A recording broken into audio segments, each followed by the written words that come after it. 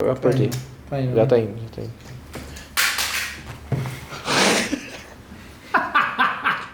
Filmou? Filmei. Pega aí, pega aí.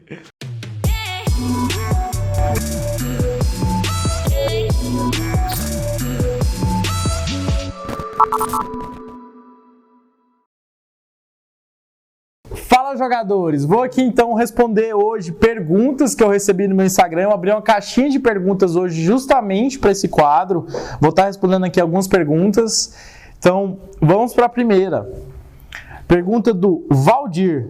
Você tem medo de perder o que já conquistou em um Mandal? Acho que essa pergunta é bem pertinente.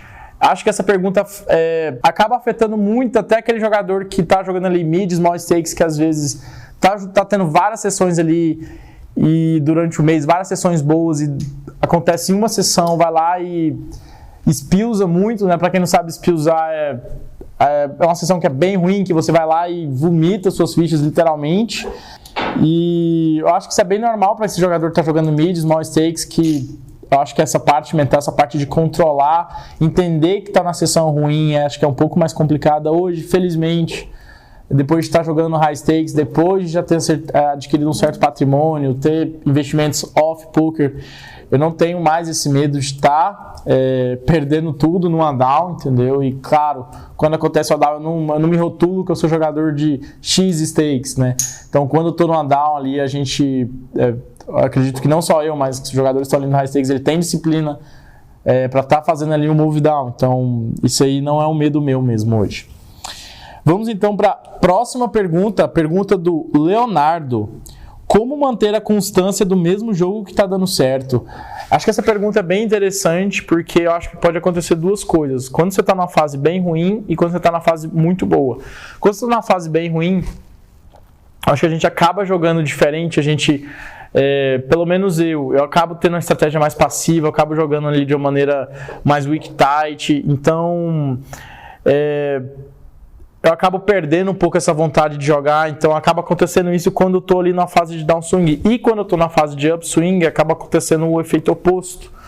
Eu paro de estudar, eu começo a querer jogar bastante, eu começo a ficar muito autoconfiante, começo a dar muito bluff catcher, então é realmente uma linha muito tênue. Então acho que o interessante a se fazer é construir um plano e sempre tentar seguir lá o máximo possível. Não estou falando que isso vai ser 100% seguido à risca, porque eu acho que é bem difícil, mas tenta seguir esse plano de sempre estar fazendo a review ali antes da session, fazendo a review ali depois da session, porque é complicado, porque sempre está fazendo essa review antes da session, sempre está fazendo essa review depois da session, porque quando você entra nessas fases de upswing ou downswing, é difícil você entender como que você está tendo a melhor resposta ali no momento. Então, sempre tenta fazer aquele plano ali no papelzinho, lá anotado em algum lugar que você vai estar seguindo. Próxima pergunta. Pergunta do Muritiba. Como você começaria jogando por conta com bankroll de R$2.000? É bem difícil essa pergunta, na real. Eu acho que é uma pergunta bem pessoal. Eu acho que um bankroll de R$2.000 é um bankroll bem apertado para você falar assim, que você vai estar jogando ali de micro, bem baratinho e tá fazendo move up.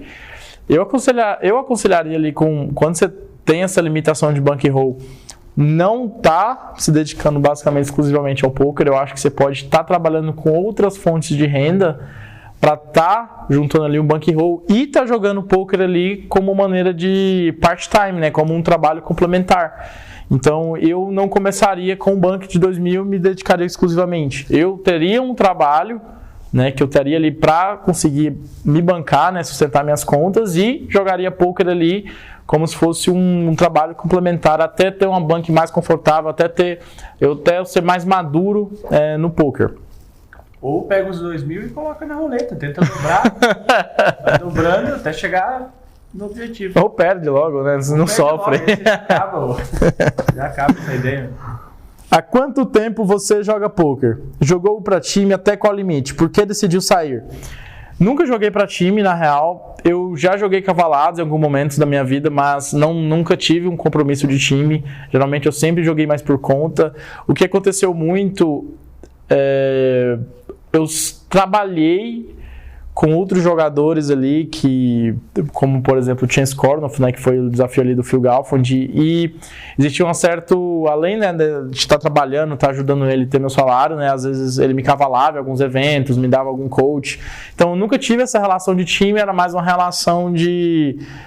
começou ali com a relação basicamente de empregado, né, que eu trabalhava para ele, e acabou que hoje a gente evoluiu para uma relação de amizade, né, a gente troca bastante ideia, troca bastante conhecimento.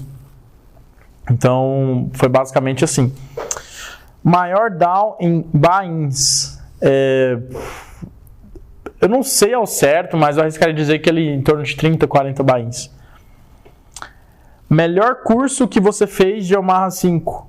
Pelo que pareça, eu nunca comprei algum curso de Omaha 5. Todo o conteúdo que eu consumi de Omaha 5 basicamente veio de coaches privados e de conhecimento que eu mesmo produzi dentro do meu time. Então, hoje eu sei que tem ali o curso do Baruf e tem outros cursos ali, mas eu nunca consumi, então não sei falar mesmo. Próxima pergunta do Danilo Donato. O que geralmente faz quando começa a passar numa fase ruim, runando e jogando mal? Geralmente eu tento tirar um pouco de break, como eu falei mais cedo. Eu tenho algumas atividades também que não são exclusivamente jogador, eu tenho outras funções relacionadas a poker que também complementam a minha renda, que não é só necessariamente jogar. Eu sei que quando eu jogava exclusivamente, eu não sei vocês comentem aí se vocês passam por isso também, mas quando eu só jogava e eu tava nessa fase ruim e jogava mal e runava mal, aí eu pensava, vou dar um break. Só que se eu desse esse break, eu ficava um pouco ansioso, né, para voltar pro jogo, para tentar jogar, e era basicamente a receita para dar tudo errado, entendeu? Então, o que eu aconselho nessas fases ruins? Você primeiro reconhece que está nessa fase ruim, que está jogando mal. Eu aconselharia imediatamente estar jogando mais barato. Eu acho que jogar mais barato é importante. Para entender também que você vai estar num field, para você entender que o jogo mais barato ele é mais fácil, entendeu? Então o jogo mais barato ele é mais fácil. Então aquilo, você vai perceber que os oponentes vão fazer erros maiores, vão cometer erros maiores que dos seus stakes atuais não estão cometendo. Isso vai te gerar uma confiança extra, entendeu? Então acho que eu começaria por aí, né? Começaria baixando os stakes, jogaria mais barato e faria reviews basicamente de maneira constante do meu jogo para ter certeza que eu não estou cometendo aqueles erros, entendeu? E é importante também não só fazer reviews das sessões ruins, mas você pega uma sessão que foi muito bom para ti e tu faz essa review para ver como que você estava também jogando bem. Às vezes você lembra um check raise que tu fez, que você, essa jogada foi massa. Então, acho que isso também é importante. Você diz que o break na downswing é frustrante, no caso, para querer voltar pro jogo? Não, eu digo o seguinte, quando eu só jogava e eu dava esse break, me gerava uma certa ansiedade para voltar para jogar. Para recuperar, entendeu? Você ficava ocioso, não tinha outra renda e você meio que se forçava ali para voltar a jogar. Então, isso gerava uma certa ansiedade em mim, entendeu? Então, por isso que eu acho que a gente tem que tomar muito cuidado com isso. Eu não sei, provavelmente outros jogadores devem passar por isso. Mas é igual eu te falei, você tenta baixar as stakes, tenta jogar um jogo mais barato, entendeu? Tenta fazer reviews do seu jogo, não só das que você joga mal, mas pega uma sessão que tu jogou bem, dá uma olhada como que você estava jogando quando jogou bem, relembra essa sessão que foi boa também. Então eu faria algo nesse sentido. Exatamente. Próxima pergunta, com quem já fez coach? Não sei se eu posso responder essa, mas já peguei coaches ali do Run It Once, eu já peguei coaches ali direcionados para MTT com o Richard Greek, eu já peguei coaches com Allen Slayer também de Cash Game há muito tempo atrás, de 4 cartas, já peguei coach com o Phil da Card Quant, então esses foram meus coaches. Downswing, como se preparar mentalmente para ela? Por mais que a gente se prepare para uma downswing, quando ela acontece, é bem diferente, sabe? Por mais que a gente pense que, não, vou preparar, vou fazer yoga, vou fazer não sei o quê. esquece, entendeu? Por mais que você esteja ali na sua resiliência mental, quando ela vem, é bem diferente, entendeu? Tu vai ficar um pouco mal, tu vai ficar mais cansado, tu vai ficar mais desmotivado, entendeu? Então eu aconselho a sempre estar anotando o passo a passo da tua rotina, porque o que eu falo, o que acontece no downswing? Isso é a principal mudança do jogador no downswing, ele muda a rotina por causa de um downswing, né? Então, começa a downswing, ele às vezes não tem a mesma rotina de estudo, não tem a mesma rotina de exercício físico, não fica mais desmotivado para fazer as coisas, e se você não tem esses bons hábitos para estar jogando, a tendência é só ir piorando, entendeu? Então, acho que isso é bem importante. Próxima pergunta. Como faz para declarar os ganhos no poker? Ou não declara? Tem que declarar e, para ser sincero, eu não sei exatamente como que funciona essa parte. Eu procurei um contador que eu expliquei ele, falei mais ou menos como que era, e ele que está me auxiliando nisso. Eu não interfiro em nada, basicamente eu só entrego os extratos e ele que faz tudo. Então eu aconselho você a procurar um contador. Sugestão, live de 1 hora mostrando um pouco do meu jogo. Isso é bem delicado, na real. Acho que dá pra mostrar assim a live. Mas eu, por exemplo, não estaria jogando os meus stakes normais, entendeu? Eu acho que tem mais valor, por exemplo, pra uma pessoa que tá me assistindo aqui, sei lá, jogando um 2, 4 dólares, um 2 dólares, entendeu? Que aí é mais ou menos o que as pessoas estão jogando. Se eu mostrar um jogo, por exemplo, eu jogando 25,50, eu fazendo a tribet blefe no river, não vai adiantar essa jogada. Você não vai estar jogando contra o teu oponente da 1-2. Então, isso aí tá nos planos futuros. É só você estar acompanhando a gente aqui. Qual adaptação devo fazer do PLO 5 online para o live? No live, eu acredito que vai ter mais pots multi-way. Eu acredito que vai estar jogando... vai ter um jogo mais passivo, entendeu? Então, menos regulares. Acho que a principal adaptação, basicamente, é jogar mais tight, com um range mais forte, para sempre estar naquela situação que você vai dar cooler no teu oponente, entendeu? Então, não tem muito segredo, não tem muito o que inventar, não precisa fazer um blefe diferente. Basicamente, é só jogar tight, joga multi-way, vai lá, acerta o nut flush, vai lá, acerta o full house maior. Então, essa é a principal adaptação. Quando você decidiu virar jogador profissional? Na realidade, pareceu bem natural na época, porque eu fazia faculdade, me dedicava ali para a minha faculdade, eu fiz engenharia civil na Federal de Goiás. Só que eu estava jogando, né, como o meu trabalho de part-time, e chegou um momento que eu estava ali tirando basicamente uns entre 5 e 10 mil reais, e eu pensei, pô, já estou tirando entre 5 e 10 mil reais, e eu basicamente tomei a decisão de me dedicar ao poker. Então foi uma decisão assim que foi bem natural, porque eu já estava tendo uma renda, já estava, entre aspas, ali consolidado. Então foi basicamente isso. Foi uma decisão que pareceu ter natural, não foi uma decisão que eu estava inseguro, que eu ia arriscar no escuro. Eu já estava jogando poker, eu já tinha network, eu já tinha uma base, então foi uma decisão bem natural. Desafio com o Jay Nandes, rolava? Rolava, se ele quiser jogar 5 cartas, mas chamei ele aí. Quais as maiores dificuldades no início da carreira e como superou? Eu acho que a maior dificuldade é basicamente tu criar um network ali para você estar convivendo no teu dia a dia, jogadores que vão estar te puxando para cima, pessoas que vão estar te puxando para cima, pessoas que vão estar te dando apoio. Eu acho que essa é a maior dificuldade, entendeu? Eu acho que pessoas à sua volta que vão estar te agregando ali, que vão estar te ajudando na tua carreira. Eu acho que isso é o mais difícil no começo, né? Então pensa, tu vai começar a jogar, tu não está convivendo com jogadores, então assim, para as pessoas que estão acostumadas ali com o trabalho regular, elas vão achar estranho, entendeu? Talvez a tua família não vai apoiar. Então acho que a maior dificuldade é você achar pessoas ali que vai estar te apoiando, que vai estar te agregando, que vai estar te acrescentando no dia a dia. Próxima pergunta. Jogador que você prefere não enfrentar em um HU? Sami Kelopuro. Lessa, sou fã também. Lessa? Uhum. Essa eu respondo também. Quantas horas... Próxima pergunta do Eduardo. Quantas horas diárias de dedicação, grind, estudos um top player precisa ter? Essa pergunta é a pergunta que eu acho que vai frustrar muita gente. Cara, o top player, ele é bastante desequilibrado em relação ao trabalho. Ele é um cara que vai trabalhar demais todos os dias, vai estar vivendo poker, respirando poker todos os dias, entendeu? Vai estar dedicando ali 12 horas, 15 horas ali todo dia, sem parar.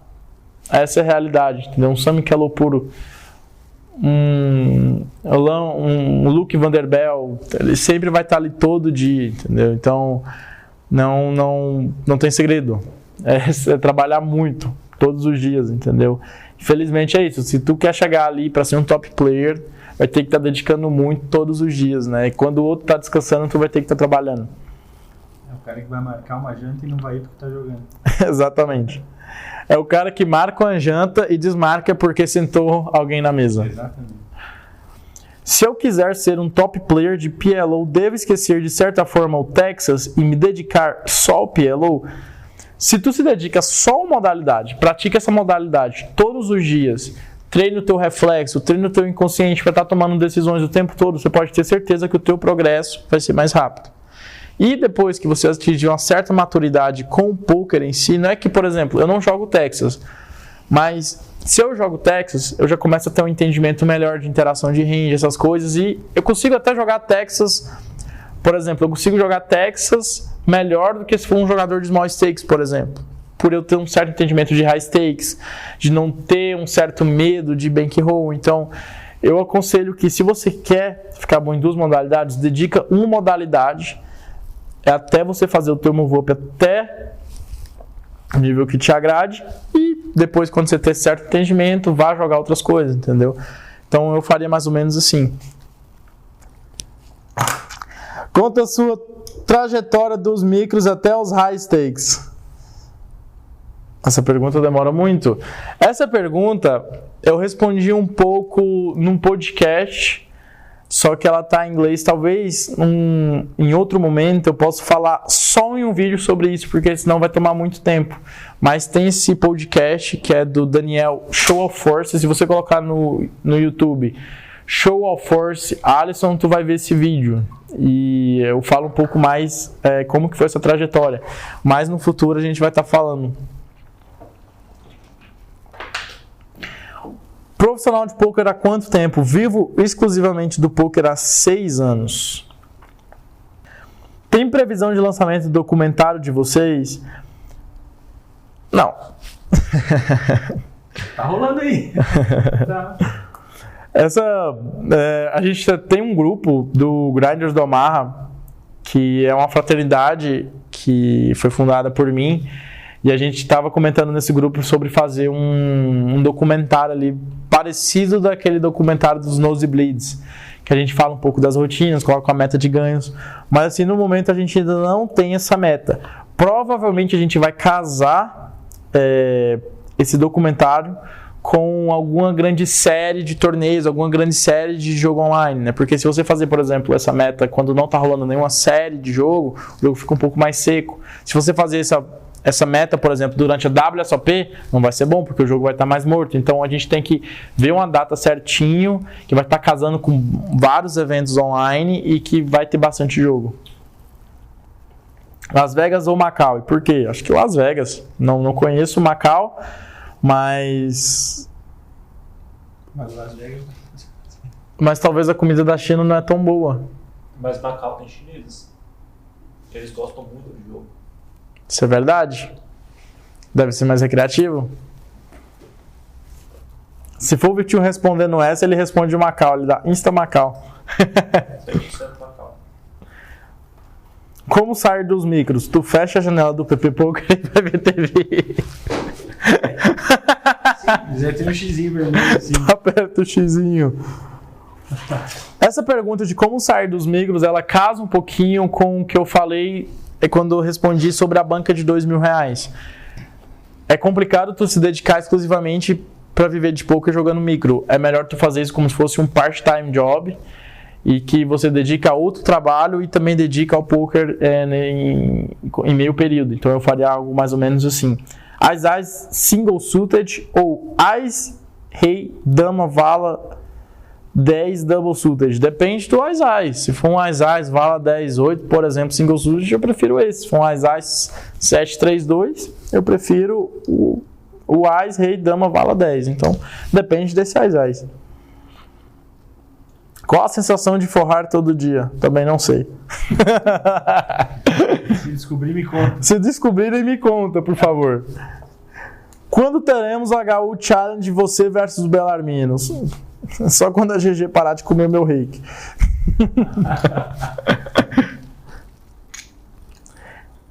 Em qual plataforma, na sua opinião, tem mais recreativos? Eu acho que nos aplicativos, no geral mesmo. PP Poker, o Poker. Qual a maior dificuldade que encontrou no caminho até chegar nos high stakes?